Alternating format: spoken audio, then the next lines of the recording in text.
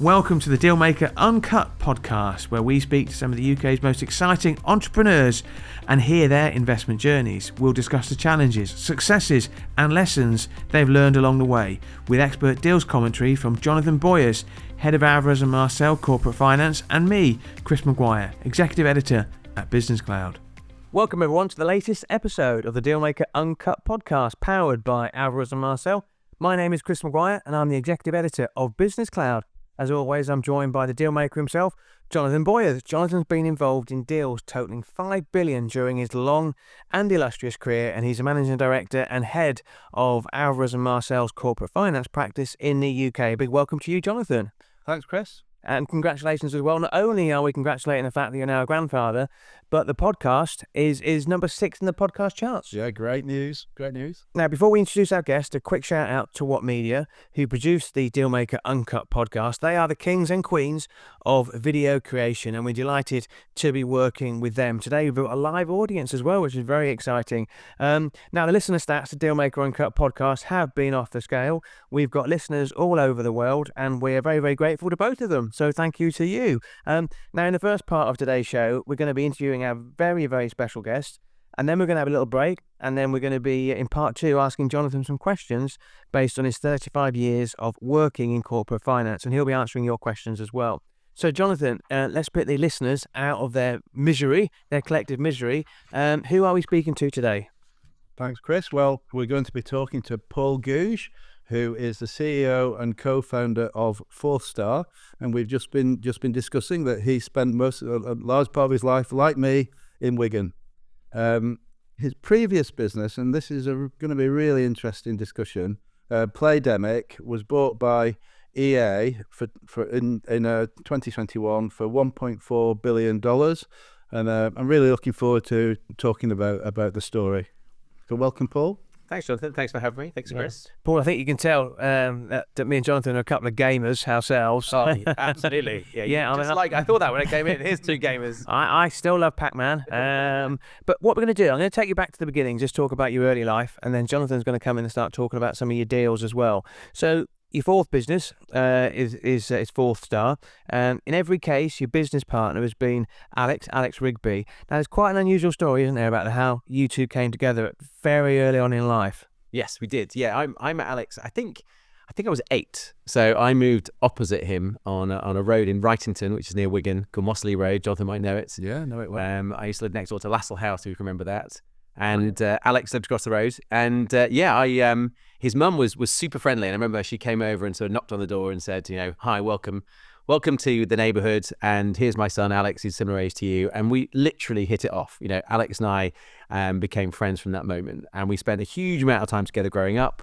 He was a couple of years older than me, so we weren't always in the same year at school, but we went to the same schools.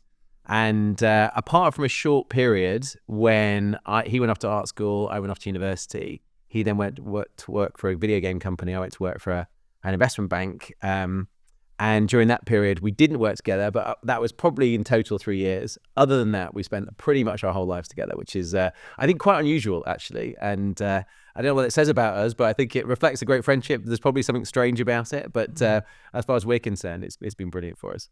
I think it's great because, I'm not giving anything away. You're 48 now. You met him at 8. He's 50. So, 40 years of your life. It's a while. You spend more time with him than your family. So so you and Alex have been working together for 4 decades. You've produced some of the world's biggest mobile games, including the BAFTA-winning Golf Clash, which we'll talk about. You created a tech unicorn in Playdemic, means you had a valuation of over $1 billion. I'm fascinated to know why you think the North is such a gaming powerhouse. Yeah, I think it's interesting. I think, and the North has historically, as you rightly say, been a very important part of the country for gaming. And I think really when you look at the North has a really incredible creative past. There's so much that comes out of the North, out of Liverpool, out of Manchester, out of Yorkshire. When you think about music, you think about television, you think about the great writers. And I think in that sense, it shouldn't really come as a surprise. If I'm honest, I'm always a little bit stung by anybody, and Chris, you're a Southerner masquerading as a Northerner, but I'm always a little bit stung by anybody who says, it's happening up north, as if, it's a mystery why incredible things happen up north. I think there's incredible talent here. There's incredible energy here. And really, a lot of rain here as well, though. A lot of rain. Alex said. So Alex has his thesis, which I heard it for the first time when he said it to you, which is that the reason that Northerners are very creative is because it rains so much and you have to stay in the house and do interesting things. Now, there may well be some truth in that. I'm not sure there's scientific evidence to support that argument, but there may well be some truth in that. But I think, we have a problem in this country more generally that, London is this incredible sort of island state that does so much of the economic work for this country. And as a consequence, sucks in so much capital, so much human capital, so much attention. And actually, there's a lot of work still to do to change that. I think, shining a spotlight on the great things that happen outside of London, whether it's in the, north of west of England or in the southwest of England or in Scotland or wherever it is really important. And I think, the Northwest deserves recognition for being a great centre of video games and, frankly, lots of other things as well. Music to my ears. He loves music, incidentally. Yeah. Oh, good. So you launched your first mobile game studio in 1999 with Battlemail, and which you ultimately sold to Informer. And then you went straight on and built a second business, Rockpool Games, and then you sold that business. So it might just be worth talking a little bit about how that got to you, that first period of your business career. I'd love to hear a bit more about that. I think I certainly always wanted to be an entrepreneur. I was one of those annoying kids. I know it's really cool now to be an entrepreneur. Everyone wants to be an entrepreneur, but I think it was less so, some time ago. And I had this real sense, I think it was probably an annoying sense to lots of other people, that I just didn't like being told what to do. So I really wanted to try and control my own destiny. And I had this real sense of impatience. And I think Alex had it as well, but I think I probably badgered him quite a lot to sort of come along in the early days. But we really wanted to try and do things that were interesting, even when we were young. So we had, our first business was a magazine. We wrote a fanzine for video games called Spec Ace, and it had this very elaborate pyramid selling scheme buried inside it as well. So we did that for a while. Whilst we were at university, we ran a company that made interactive prospectuses for other colleges and universities. So at the time, and everyone who's watching this in the room, this won't mean anything to them, but to us it will. At the time, universities had these incredible prospectuses, these massive tome documents. They were like the old Gradham's catalogue, and there's a huge amount of work that went into preparing these things, and they were inevitably out of date the moment they were printed because something had changed on a course or a curriculum. So this was the early days, the late 90s. It was the early days of CD-ROM. So we started a business whilst we were at university, convincing universities that they should go on CD-ROM for their prospectuses, and that's what young people would want to access at that point. So we'd had that business as well, and that made us some money and paid us through university. Bought my first car with that, and in fact my first internet connected computer came that way. And so I had that sort of energy already and want to do that. And I did economics at Manchester University, and I got my first job probably through somebody Do you remember Kevin Wilson? Kevin Wilson was a family friend of ours, and he said to me, "Look, Paul, you really need to go into banking." At the time, he was at NatWest Markets, and I did some work experience with him, and then he went to Albert E. Sharp, as you probably remember. Yeah, I remember. So I did economics, and he hired me into Albert E. Sharp, and then Albert E. Sharp got acquired by Old Mutual, and I ended up at Old Mutual for a few years in corporate finance, and I kind of was really interested in it. I loved it, and I sort of got this real buzz out of deal making, but I had this really strong sense that I was the wrong side of the table. That we were doing late 90s, we were doing lots of .com deals. I'm sure you remember some crazy valuations. And it all burst in about 2001. It did, yeah. It was bonkers, But also, what was interesting for me, and it's one of those moments in time, is that people coming in to raise capital. We were raising capital, floating businesses. Often the CEO was not that much older than I was in my sort of early 20s. So I thought there's an opportunity here. There's a moment in time, and so Battlemail was really born out of me wanting to leave my corporate finance job and start a .com business. I was obviously interested in video games. Alex was interested in video games. But really, the idea behind Battlemail was to create a virally distributed piece of content that wouldn't require the marketing expenditure that seemed to be the case at the time that was driving those business models. You'll probably remember this, that there was a very simplistic formula that said, if I raise £40 million, I can go and buy 20 million users, and then the 20 million users are times some metric means that my business is now worth 100 million. So you could arbitrage that marketing spend, which was all bonkers. It was all a pyramid scheme, but ultimately it seemed to work on this belief that at some point in time you'd be able to monetize those users.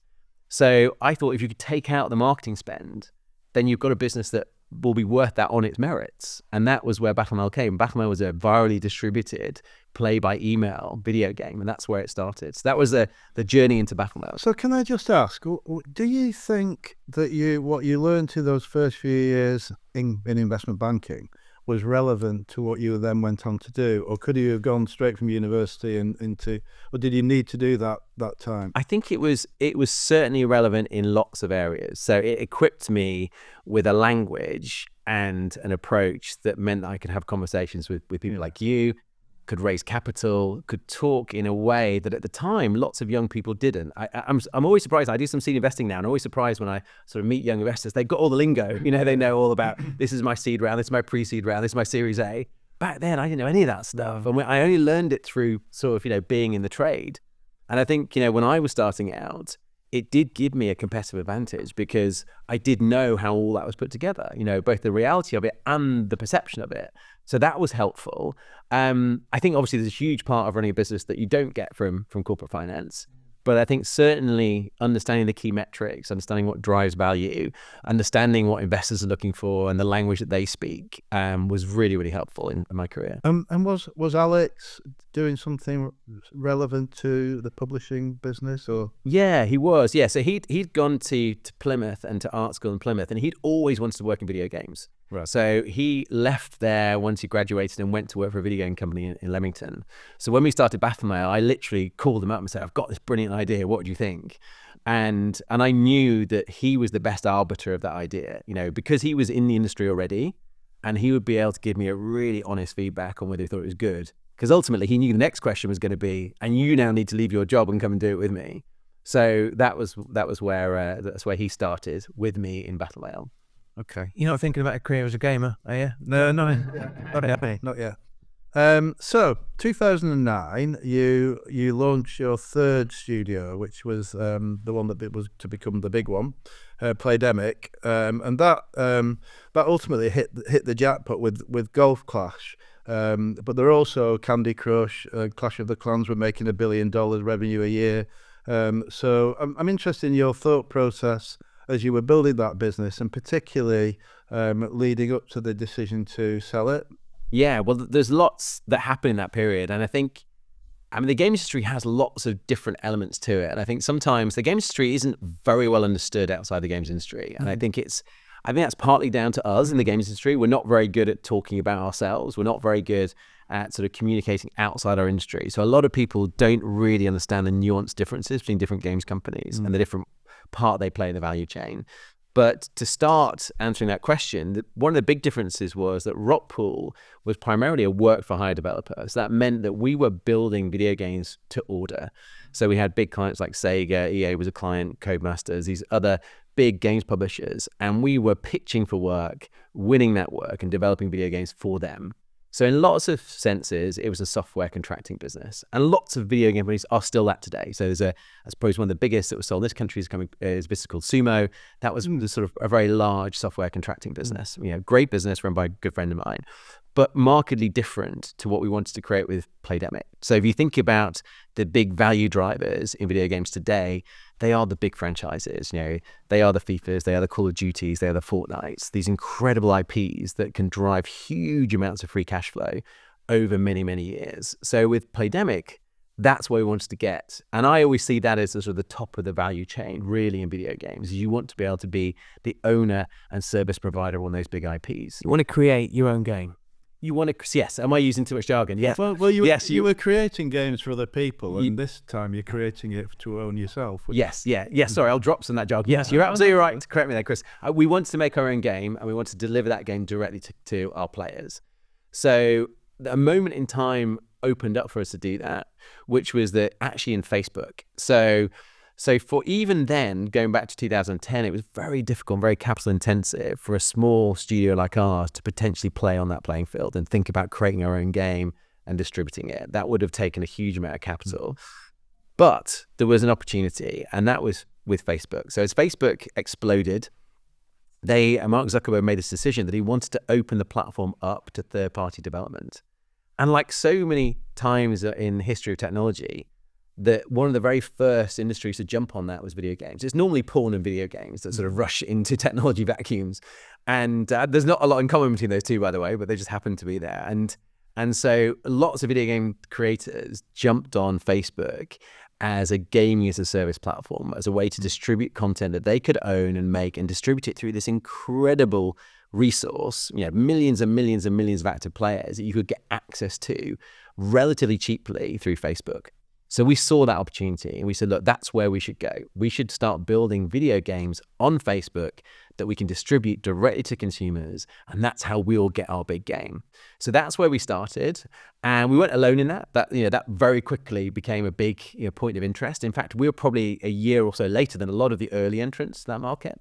But we were pretty successful. We built, in that world, your key metric really is how many daily active players do you have? And there's this sort of threshold that says if you have more than 1 million, then you're doing really well. And we were very fortunate we were able to build 2 games that had 1 million daily active players. What then happened was that, in a stroke of absolute genius from Steve Jobs, we saw the advent of not only the App Store being created, so you sort of the iPhone happening in 2007, 2008, really for most of us, even though it was announced 2007. You then have the App Store 2009. But what happens around, I think my memory may deceive me here, but around 2010, 2011 is in-app purchasing. And what in-app purchasing allows you to do is make microtransaction payments in software. And that was revolutionary. And what suddenly happened is when the iPhone massively grew, as we all know, that everyone's aware of that story, a massive explosion, it changed the world forever. But also we saw video games coming into that market very quickly. And what was initially happening is they were paid to download games. So you think about things like Angry Birds, for example, which was one of the big, interestingly, a kind of a Northwest success story. Joe and Chris at Chillingo, they didn't make that game, but they published that game. They had an office near Macclesfield. The North, hitting there again. But what was interesting is that with the advent of in-app purchasing, that model pivoted away from what we call premium download. So pay to download, and that's all you're ever going to pay, to service-based gaming. So suddenly I could download the software for free, and then I would pay on an ongoing basis. Quality of earnings suddenly improves quite significantly. Absolutely. Spoken like a true corporate financier. Yes, absolutely. 100%, Jonathan. And I think that what we saw happening on Facebook very quickly started to move to mobile. So then we had to pivot with it. So we went to mobile. We took one of our Facebook games to mobile, ported it then, and saw a lot more success. So that was really the journey of where we were going. And it was the technology and those platforms that enabled us to go in that direction. Yeah. So you'd had success in the earlier businesses, but this one, you must have been able to realize that actually the value of the business was growing quite significantly. And you were starting to achieve the objectives that you thought about. You ended up selling that business, and I'm interested in the decision to sell, because you will have been able to see growth, the sector was in growth, and when was the right time to sell, and who to sell it to, and just I'm interested in how the decision and how that the approach, the run up to that deal. Yeah, and whilst at the same time you deal to Warner Brothers, you've got this game that you think might be the big one. Yes. Do you to sell or not to sell? That was the question. It was, the Shakespearean perspective. Yeah, that was. So I think there's a few elements to this decision-making process that were all happening simultaneously. So it's probably worth mentioning 2 of them. One was that despite everything I've just said about the market, like a lot of low-friction, high-scaled growth markets like in digital and online, actually that market was rapidly king-making, and I think it's one of the incredible conundrums of the digital age is that I think when we first started to see the internet happen in the late 90s, we all thought it was this great democratizing force, and actually I think if you look at it through the lens of 2025, what it's actually done is create a lot of monopolies, lots of very, very large and very powerful companies. And there's often only one market leader in each segment that's really worth talking about. And I think we've started to see that happen in games and in free-to-play service games on the App Store and Google Play.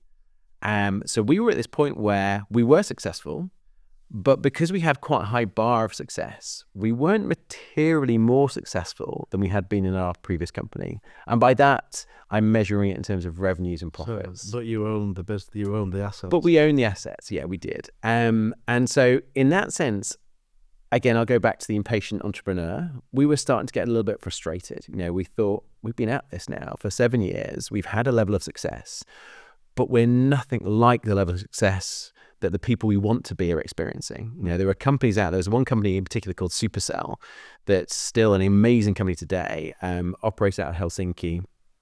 Ilkka Pannanen, who's the CEO, been on I often say Ilkka's like the successful version of me, because he sort of did everything that I'd done but better.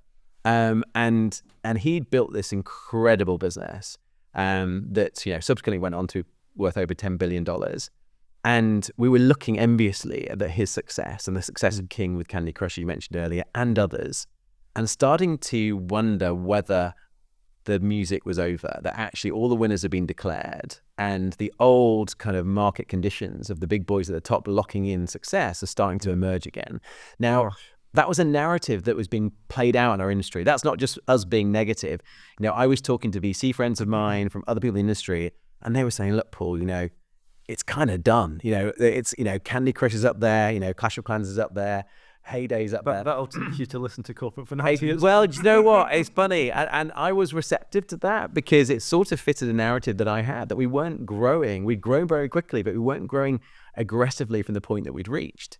Now, what I would say to anybody now who's in that position is really take time to look inward rather than outward. And I think what we didn't do is really examine all the hard work. And I think the problem a little bit with these kind of conversations, it makes it sound like Paul did everything. Now, obviously, as we know, in companies, the CEO plays sometimes a very small part in success. We had an incredible team. And that team had done huge amounts of hard work over the preceding 7 years in every area, in technology, in culture, in our approach, in our strategy. We were a really great business, but we didn't really see how good we were. Now, actually, as Chris rightly said, all of that hard work and energy and strategy and technology was about to come to fruition in a product that we had in development. And that was a game called Golf Clash. Now, we've been approached by Warner at the start of 2016 to do a deal and to have a transaction with them. And we were flattered by that, hugely flattered by that. They had a great business already in the North, in Traveller's Tales and TT Games. And so there were people on the ground here that we could talk to and we respected that had a huge success.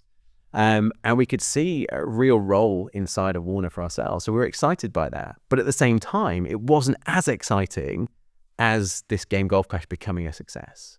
So like everything in life, we had a perfect way this was going to play out. We were going to carry on our conversations, our deal making, which again, lots and lots about. At the same time, try and get this product out. So we would, we were hedging our bets. Let's have this corporate negotiation about a transaction, but at the same time, let's get this product out. Because if this product sells and is the hit that we hope it will be, then this isn't a great deal for us. But if it bombs, this is a great deal for us. So let's try and have our cake and eat it. Now, Do you see that a lot in your line of work, Jonathan, where people are thinking about selling their business, but they might be working on something, it might have some IP, which could massively transform the value of that business? It's very common that, timing's everything in deals. That's one of the, everyone knows that. Often people are coming, they think they might be on the verge of a significant uptick in trading. It's not often as stark as this particular example, though. And like I say, I'm really interested in this bit of the thought process, and particularly how you were engaging with Warner as a buyer when you were facing that question. Yeah, and I think that engagement is interesting because again, as you'll know from your experience, when there's a very big power differential, which of course there is, Warner Media, biggest media business in the West, huge conglomeration, and little old Playdemic in Wilmslow. There's a massive disparity in power there. So they obviously, were calling all the shots. And my job was really to try and see if we get there. Because I think we had a sense that to your point, that the difference could be stark. This thing worked because the nature of our industry, it is somewhat boom and bust. And if you have a hit, it can be phenomenal. So we tried to run these things all the way. And as is the nature of certainly software development, maybe just business in general, we weren't able to get this product to market in a time frame that we hoped. We were hoping to launch it in sort of September, October 2016, and we weren't able to achieve that. So as we got to the end of 2016, Warner, quite rightly, was sort of getting deal fatigue. There were lots of lawyers, lots of accountants. Everyone was on this deal. They've been on it for a long time, and you will have had this situation before where everyone's practically gets a bit fed up with it. They just want to get it done. It's either going to happen or it's not going to happen. And we had that conversation. Either we get this done for Christmas, guys, or we're not going to do it. And they'd also got the sense that we were dragging our heels a bit, so they just wanted to either do the deal or move on. So we really wrestled with that. And, I think I spoke to a very good mentor of mine, a guy called Tim Morris, who's also a great friend. And he said to me, look, Paul, the most important thing you do here is you make a good decision. And a good decision is not necessarily the decision that has the best outcome. It's a decision that you take thoughtfully and carefully. And as long as you take a decision thoughtfully and carefully, then it is a good decision. It may not be the outcome you want, but you can certainly live with the idea that you made a good decision. It's not reckless. It's not in the moment. So we thought about it. And I did some sort of research and found this very simple little game theory way of sort of trying to analyze and frame the decision. And it was to say, if we looked at two outcomes, outcome number one would be we sell this company to Warner Brothers and Golf Clash becomes a hit. What does that look like? Now, we had quite a big earnout in this transaction. So we would capture a bit of that value, or it turns out a bit, but at the time we thought quite a lot of that value. And then the second outcome is if we don't sell to Warner and Golf Clash is a miss, then what happens to us? How do we feel about that? And so, you look at the best and worst outcomes of both those decisions, and we concluded that, of course, the best outcome really is to sell to Warner, because even if this game is a hit, we'll capture some of that value. And frankly, it's a lot better than the worst outcome of that. But essentially you were thinking that if all I get is the money without the earnout, it's still a good enough deal. It's still a good deal. Yeah. And then there is an earnout, and if I get the full amount of earnout, that's great. Yeah. And if then it goes on to be even better, then still got a great deal. But that was the thinking. But yeah, that was the thinking. And as you sort of already know, we had no idea of the scale of the difference here. Golf Clash, we actually signed the SPA on the 23rd of December. We ended up launching Golf Clash on the 16th of January, and it absolutely flew in a way that we couldn't possibly have anticipated. Can you give some figures in terms of how the numbers in terms of how it took off? Yeah, well, it was, in terms of where it is today, Golf Clash is done over 1.4 billion of revenue. It's been downloaded close to probably 200 million times now. And, it's a super profitable product. Some of these numbers are burned into my brain, but we made 42.5 million in 2017. We made 87 million in, this is pre-tax profit. 87 million in 2018 and over 100 million by 2019. And we stayed over 100 million until we sold the business. So it was phenomenally cash generative, and, it was a huge success. And, I'm super proud. Despite, obviously we're focusing on the transaction here, which is obviously really important for shareholder value. But in terms of being proud of it, if you park that, I was super proud of what the team achieved. So yeah, totally. It's a phenomenal success story, isn't it? Yeah. And I'm interested in because one of the things when people are doing deals is, you sell the business, is to make how the buyer incentivizes the management team that they've acquired to continue to grow. Yes. And there was an earnout. Yes. And that was smashed. It was. Sounds of it. Yeah. The first 6 months. So I'm interested in how they motivated you to carry on when the business was going stratospheric, and the incentives presumably had been left behind. So how did they do that? Yeah, that's a great question. I think Warner deserve a lot of credit in this as well. So really, for us, and I'll be completely honest here, it was quite a psychological challenge. If you're an entrepreneur and you're trying to build successful businesses, and just on the precipice of huge success, you hand the keys to somebody else. That's quite a challenging thing to process. But you were still driving the business, 100%. Yeah, the business was completely run, operationally independently from Warner. I often used to joke with my bosses over in Los Angeles. They didn't give us a single cent of working capital. They didn't need to, but my point was that you've done nothing to justify this growth. It was entirely out of Wilmslow. But I think what was what was difficult for a while was just processing that on a human level, just kind of processing what we'd done. And Can I nip in there with one question? Yes. One question, if I may. And incidentally, Paul and Alex are probably two of the nicest people you'll ever meet. But if you do want to annoy them, ask them whether or not Golf Clash is the Chesney Hawks of gaming, because they've produced a number of other big games as well. But that's one that got the attention. Was there ever a moment when you're sitting down with your wife, having a glass of red, and you just earn this life-changing amount of money, and all you can think of is like, I've let the big one get away, and you really, really, I'm not going to swear because we don't swear, really miffed? Was there ever an element of that? Yeah. And my wife's brilliant for this. She's wonderfully unmaterialistic and has a much better sense of what's important in life than I ever have. And so I remember on 2 occasions, actually, it first happened with my wife actually in 2007. So we'd sold Rockpool, and I was living in London then. That was 15 million, wasn't it? Yes, it was. And we'd sold Rockpool, and we lived in Putney in southwest London. We went for a walk in Richmond Park, which wasn't very far away. And it all closed, and the money had been deposited in our bank accounts. And I had face like thunder. And she kind of looked at me and went, "What the hell's wrong with you?" And I said, "Do you know what? I've just glimpsed the disappointment of this." And she looked at me like, "Oh my God, I'm married to this man," But I think she instantly sort of understood what I was referring to. And I think for me, in that moment, I'd realized that actually really wasn't about the money. It was actually about, and there's a danger here of getting into cliche territory, but I'd actually enjoyed the journey and the freedom and the control so much that handing that over and exchanging it for cash wasn't actually at that point immediately a fair transaction. I mean, it was fair value for the company, but as far as it pertained to my life, it didn't really necessarily feel like the right thing to do.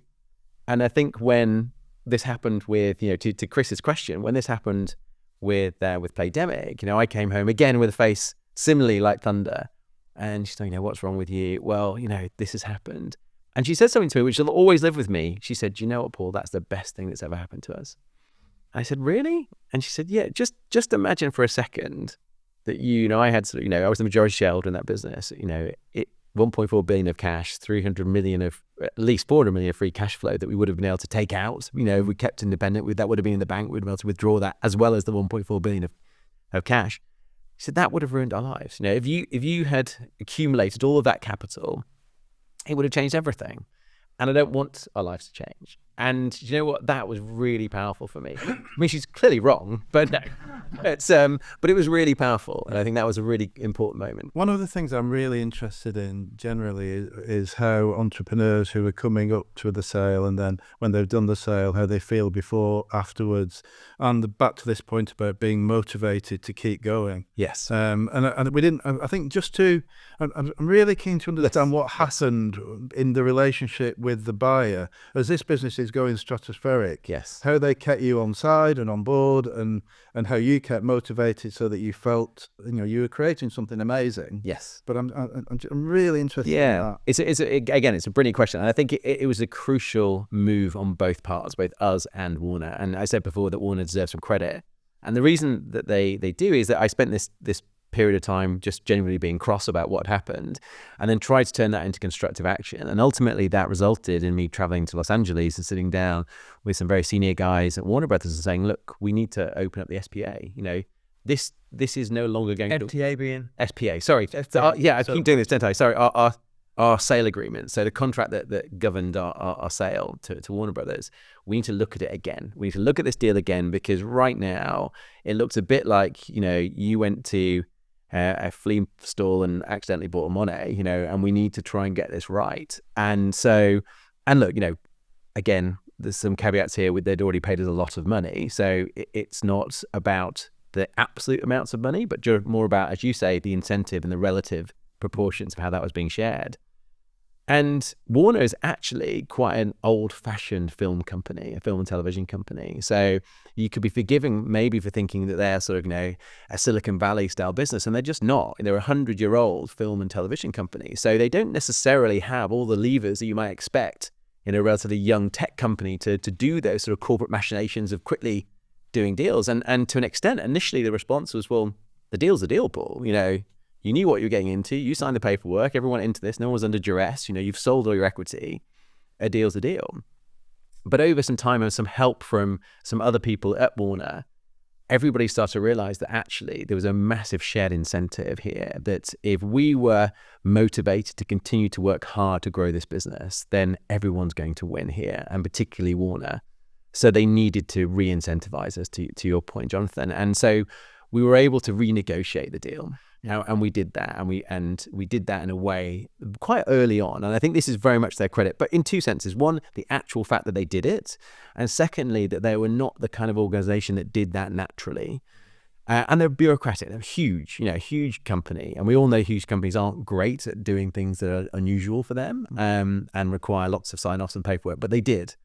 And we renegotiated and put in place a new set of structures that would work for us and incentivize not only the original shareholders, but crucially importantly for me as well, was our team. We had a very generous bonus scheme, and that had motivated my key team for a long time. I mean, everyone in the organization, and that had gone with the acquisition. So we were able to not put that back in place, but something similar to that back in place, which was also hugely valuable. So you talk about that as if it was the renegotiation of a deal, but in reality, it was a re-incentivization because that was necessary. So it was in their interest to do that. Hugely so. Yeah, hugely so. But I think it's not necessarily always apparent to people that it is in their interest. And it took some time to make sure that everyone understood that. And we were able to do that again. So we did that 2 times in this journey. And then ultimately, when it came to them wanting to sell and exit the business, we were able to have that conversation again. That was 2020. I'm getting the sign from Ellis, the producer. You don't want to get the wrong sign of Ellis. But 2021, you did a deal to EA for 1.4 billion. So you were able to benefit, as was your team around you, from that as well. Correct. Yeah. And I think because the joy was that we'd already established this principle. We'd established a principle that this was a rocket ship, that that the initial deal was never going to be able to deal with. And so we'd established a principle of 2 subsequent renegotiations or re-incentivization. So we were able to do that again when it came to sale. And I don't want to make Warner sound too benevolent. I mean, clearly there was the only way they were going to sell this company. We traded independently. They needed us in it. They needed us to be committed to that process, committed to the sale process, committed to marketing the company and explaining it through the due diligence process, but also agreeing to sort of make sure that it transitioned to a new owner. So there was clearly incentives on both sides, and we were able to. So you were heavily involved in the onward sale then. Yes. to EA. Correct. And then when that had been done, so that had happened. Yeah. And that was again another phenomenal outcome for everybody. Where did that leave you then? What happened next? Yeah, well, that's so I think I already knew at this point that I'd probably come to the end of my journey at this point, working for large multinationals. It'd only been 4.5 years, but it was, already I was craving that independence of being an entrepreneur again. I think, frankly, the open-mindedness that Warner had given us in terms of incentivization wasn't necessarily on display at EA. So whilst our we did very well out of the sale and we had very healthy remuneration packages with EA, it didn't allow me to be entrepreneurial.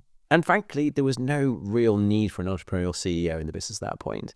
So my commitment to this whole process, and I say this from the beginning on the sale process and the renegotiation for the sale, was that I didn't want my consideration from the sale to be tied to an ongoing service agreement, ongoing contract, a commitment to work for EA. So I said that was a condition for me. And, God bless Warner again, they agreed to that. So that the buyers knew that, I was going to get paid no matter what, Alex was going to get paid no matter what, and that it was up to them to incentivize us to stay. And, the shorthand version of this, I've got a huge respect for EA, and I think they're an amazing company, but we weren't able to really get to a place that made it make sense for us, psychologically, financially, or motivationally to stay at that company. So we resigned from Playdemic and just before Christmas of 2021, and then I left in February of 22. There's 2 areas I just want to clean up and sort of clear up with you, if I may, before we finish. One was that, it's a bit like that quote from Stephen Redgrave. If you ever see me in a rowing boat again, you can shoot me, and then you get back in a rowing boat. You didn't say that, but then you and Alex decided there was still some more petrol in the tank, and you went again with your current business, which is ForthStar, your 4th gaming studio. And how big is that now? Because I know you raised 10 million. Yeah, so it's only 20 people at this point, so it's still quite small, very deliberately so. We're working on trying to make another hit. We're working to try and make another Golf Clash. It won't be like Golf Clash, but we're trying to make another product that's hopefully as successful as I've got an idea for a game, the Dealmaker Uncut game. Oh, Starring Jonathan and Chris. sounds like a winner. Okay, with Ellis Street in the background. Our driving skills are legendary. But yeah, so to your question, Chris, I think I thought there'd be quite a bit of time off actually before I did something else. And by time off, I don't mean sort of, just playing tennis. I meant sort of, not being an entrepreneur of a bit in a business. So I did quite a bit of seed investment, some non-exec work. But I think what Alex and I both realized, and in fact, to give him credit, Alex more than me in this one, because historically it's often been me sort of driving, the want to start companies. And in this case, it was really Alex that was feeling it very, very strongly. And we spent quite a lot of time together over the summer of 2022, and both realized that, we've got at least one more in us, and that we really missed. We weren't getting the satisfaction from seed investment. It wasn't scratching the itch, being a non-exec or an advising company just wasn't really getting what we wanted, or giving us what we wanted rather. So we just thought, we've got a set of skills here. We've proven something. I'd be lying if I said there wasn't a little bit of unfinished business as a result of the way this transaction worked. And we said, let's utilize this. Let's go again. So it's still the two of you together. Yeah. And are there other people involved that you've worked with for a long time? Yes. Yeah. You've got it's a group that's building something. It is. Yeah. Of those people, I think it's actually 19 people. 16 of those people are all ex-Playdemic people. Some of those people, in fact, my CTO is somebody that I've worked with from the Battlemail days. So we have a number of people. In fact, one of our designers is from the Rockpool days. There's many of us who work together for 20 plus years in our business. I think I'd back you to get another one. That's very kind of Jonathan. He will back. Seriously. As the final question before we go to our interval, you do some angel investment now. I mean, I think typically your sweet spot is about 150,000 to $500,000 as well. I think you've had about 20 investments, haven't you? What's your approach to angel investment? And this is typical of what you see, Jonathan, in terms of entrepreneurs who've exited, earn some money, then they go into angel investment, don't they? Yeah, what's my approach? I think, there's a thing that I call the Alex Ferguson problem, which is just because you're a good manager doesn't mean you're good at picking other managers. And I think, there is a mistake that entrepreneurs made, and I've certainly made, that if you're successful in operating and exiting a business, you suddenly think you might have some skills to identify other successful companies. And I've learned on a number of occasions that is not necessarily true. My approach is largely, so I did a period of seed investing after we'd sold the Rockpool business, with limited success. I think I came out about net neutral. Are these generally gaming related businesses, or are they? They're generally tech related businesses, really. Yeah. So I think at times I've not been able to invest in games businesses for different reasons, but so they're generally tech businesses. So I definitely try and get involved in things that I think I've got some experience of, some either direct or adjacent experience. I wouldn't sort of start, getting involved in a property development business or something. So from my perspective, the strategy, if there is any at all, is certainly trying to identify people I believe in. I think that's the single most important thing. I think we also learn that over time, that actually nothing goes anywhere without incredible people. Then I really try and test out the thesis around the idea. Do I really believe in this? Have they done the research? Have they understand this idea's got potential to scale, is interesting?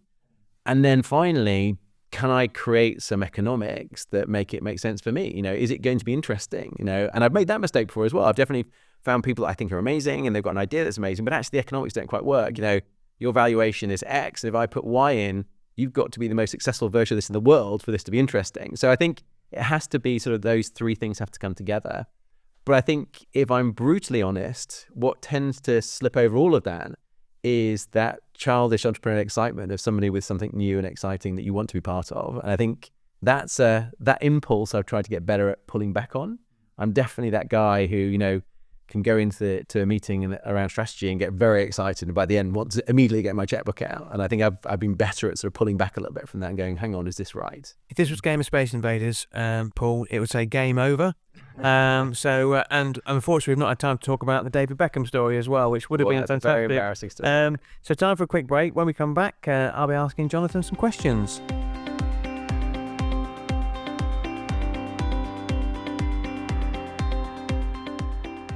Welcome back to the second half of the Dealmaker Uncut podcast. We've just interviewed Paul Gouge, the CEO and co-founder of ForthStar. Amazing guy, really nice guy as well. What do you think, Jonathan?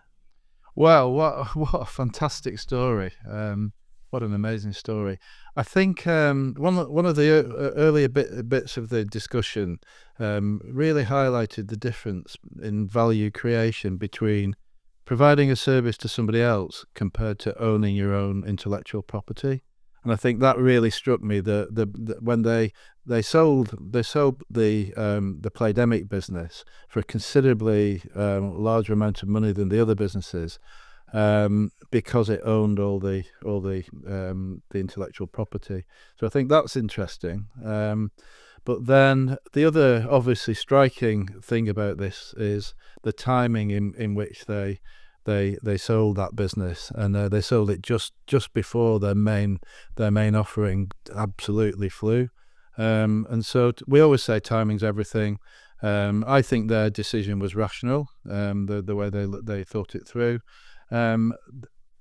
I think it was really wise of Warner to effectively re-incentivize them, because that business was going so well, and it will still have been dependent on the team. And I think it was great that they were re-incentivized, so that the alignment was still there all the way through the growth of that business. So just and then they seem like great guys, and just in a fantastic story, and again really impressive value creation.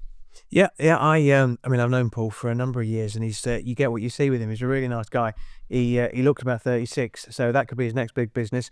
What I quite like about Alex and Paul is the fact that they've been best mates and business partners now for 40 years. And actually, and I think they would say this themselves, that the success of any of those businesses wouldn't have been the same. It would just been one of them.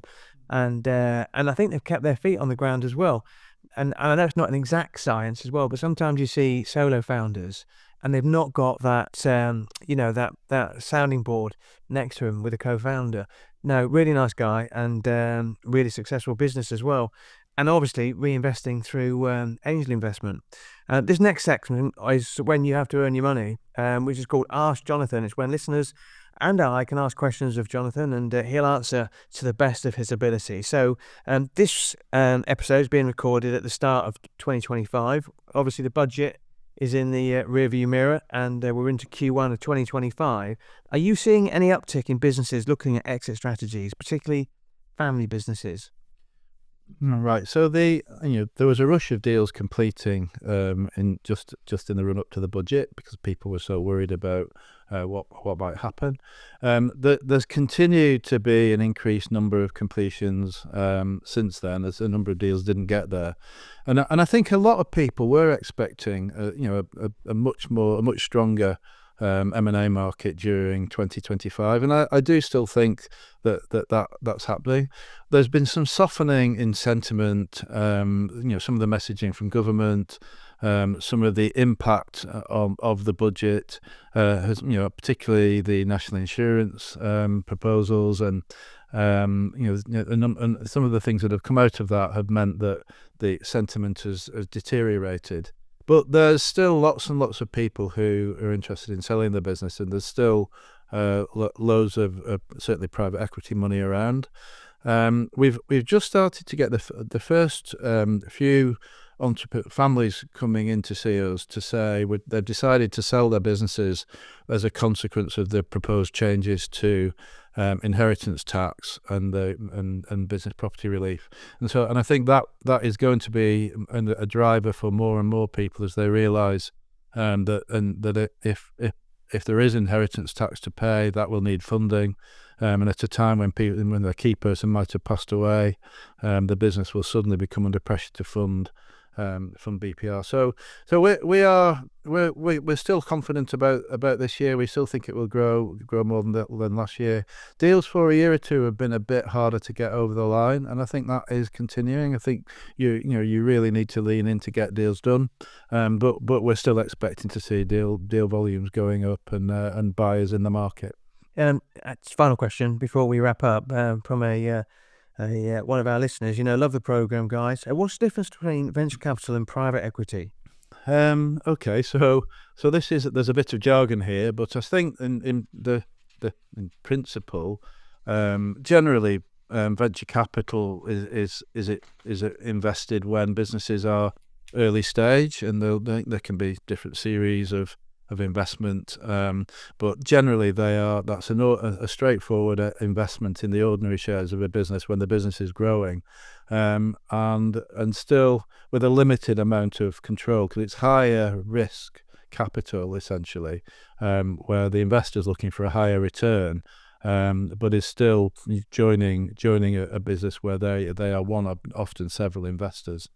Private equity normally is that there's a point at which the business is mature enough, and when private equity gets on board, often the investment is in a slightly different format. Often there's more of the investment is in a loan note, and often the money can often be taken off the table by the founders. So often early stage investors are being bought out.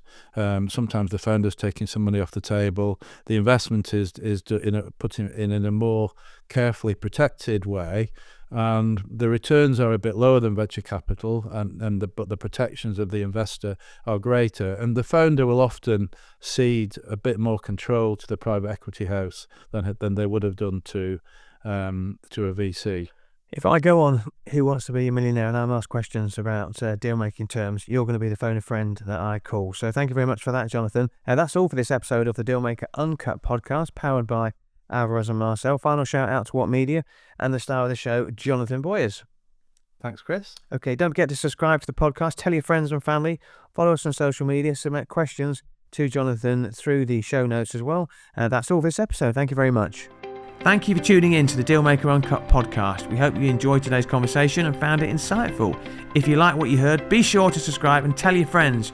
We'll catch you in the next episode of the Dealmaker Uncut podcast.